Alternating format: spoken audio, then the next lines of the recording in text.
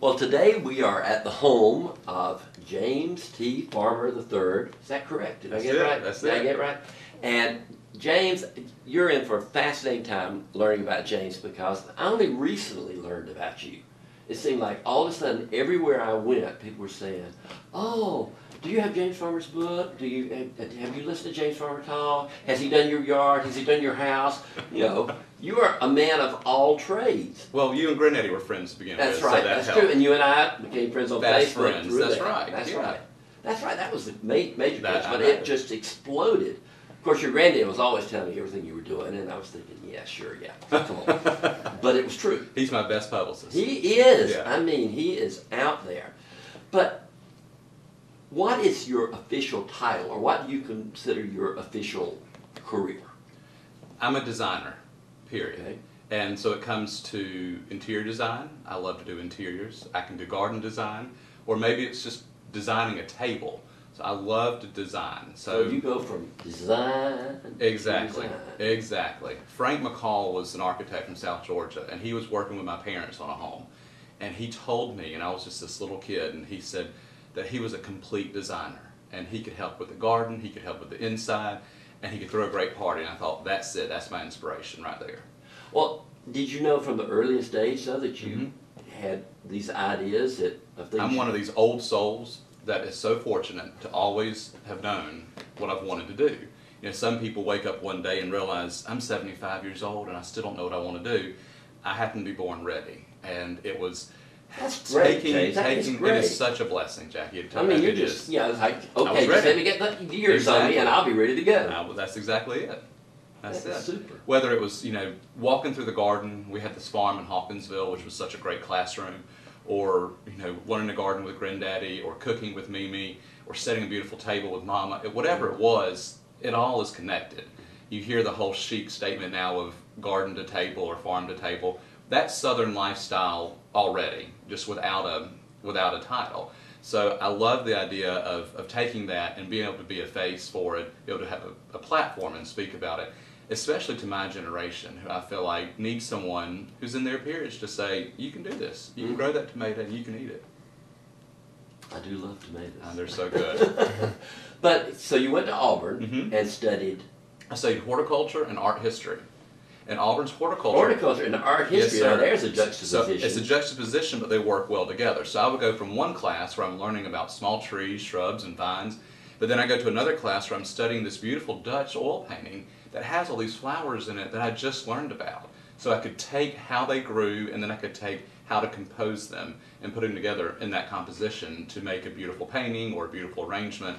So Auburn was terrific because it was very much a hands-on curriculum. But I would assume, James, that you have to have the eye. You know, You do. You honestly are born with it. There were so many guys in school with me that didn't know a pine tree from an oak tree, and I happened to already have that knowledge. instilled knowledge of working in the yard or working in the garden or just being outside beforehand. And to me, that's a part of that blessing, of that inherent, it's in me. It's already there, and so go on and use it. So you got out of Auburn, you came back to... I did. I came back here. I wanted...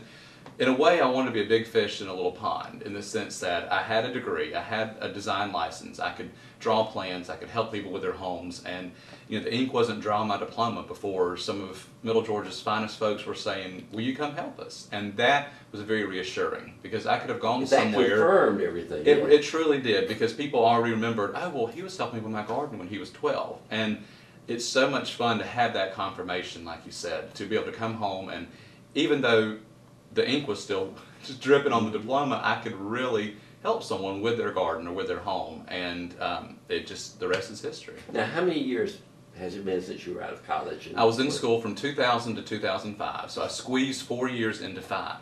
And the design program takes about 5 years, so I got that extra football season. Everything takes 5 years now. It really does. Auburn's horticulture program is divided up into production. We're actually learning how to produce and grow, and design. And the design program really takes 5 years. So I was able to be a part of that and just thoroughly enjoyed it. But then I graduated Auburn in 2005. So technically I've been practicing almost 7 years now. Yeah. Which I can't believe. Time flies. It You're does. having fun. It does, absolutely. Well, so you're here, you're doing design, whatever. how did you make the connection to Southern Living? Because I know you're a contributing editor Sure. to Southern Living. I'm now an editor at large. Editor at large. It just became. I'm so thrilled because that way they opened up the floodgates. So they said, James, now you have the gamut. You can talk about and help the magazine. Mean? Well, it really means that I can contribute on a broader level to the magazine. My friends and editors there in Birmingham, they're so wonderful to entrust me with my eyes or my taste, or to be able to say, James, you're out and about. What are you seeing going on in the South that you want to contribute to the magazine?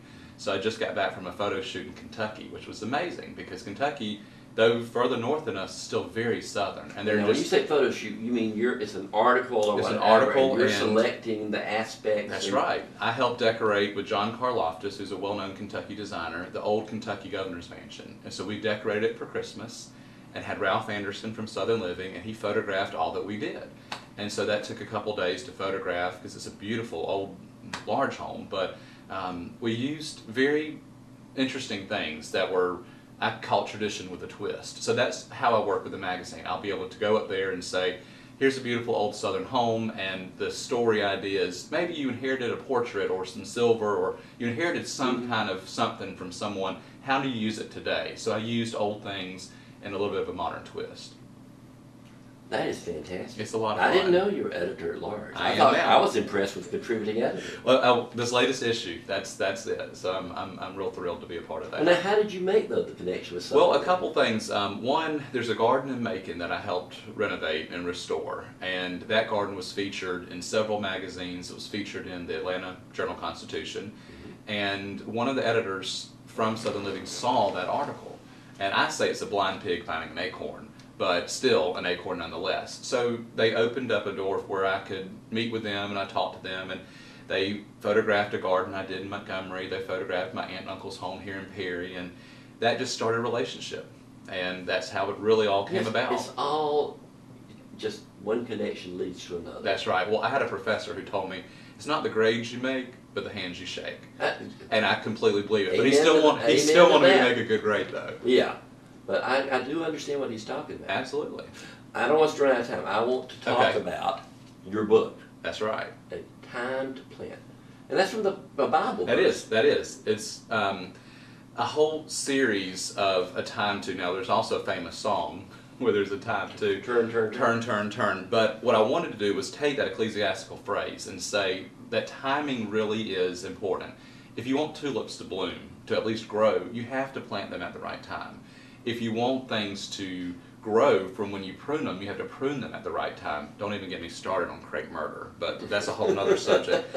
But timing is so important. You would have lost me anyway. I would have lost you there, but timing is so important in the garden, but also with cooking. You can't just throw the flour and the buttermilk together and expect a biscuit. There's timing of putting them together, baking them at the right time, and taking them out of the oven at the right time. The garden's the same way. It's just a series of ingredients, putting them together, and a great result. So the whole of Time, too, is going to be a series of books for me. But now, in this book, what do you focus on? Do you focus on the cooking? I focus on what I call Southern-style garden living, which garden living to me is where you enrich your life every day with something from the garden. Whether it's a sprig of mint in your tea, or maybe it's this time of year where we're not growing as many vegetables, it's having a canned vegetable from summer's bounty, but it's using some kind of something from the garden every day. And that's garden living. So it's all that with a little bit of a Southern twist. Well, this has been a really successful book. I mean, I can't go into a home in Perry that this getting on the coffee table. Great.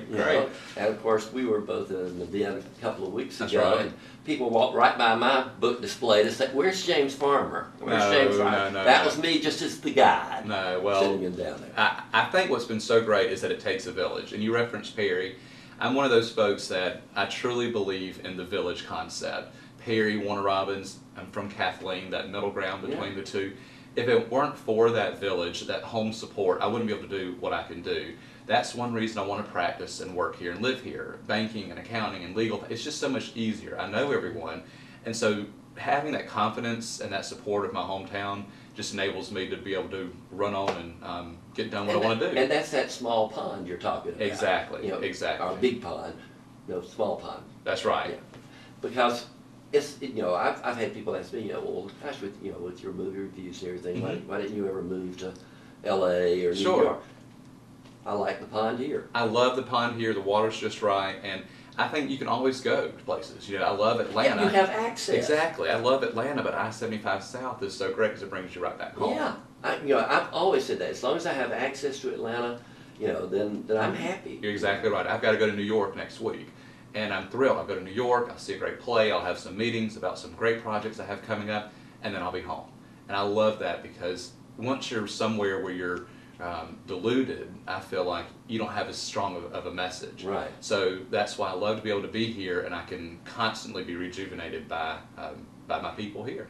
Well, it's so funny because talking about New York, when I learned about you, then I contacted Deborah Roberts, Sure. a friend of mine, and I wrote her and said, "Oh, I hear James is, maybe on, the Today Show. Make sure Al knows he's from Perry.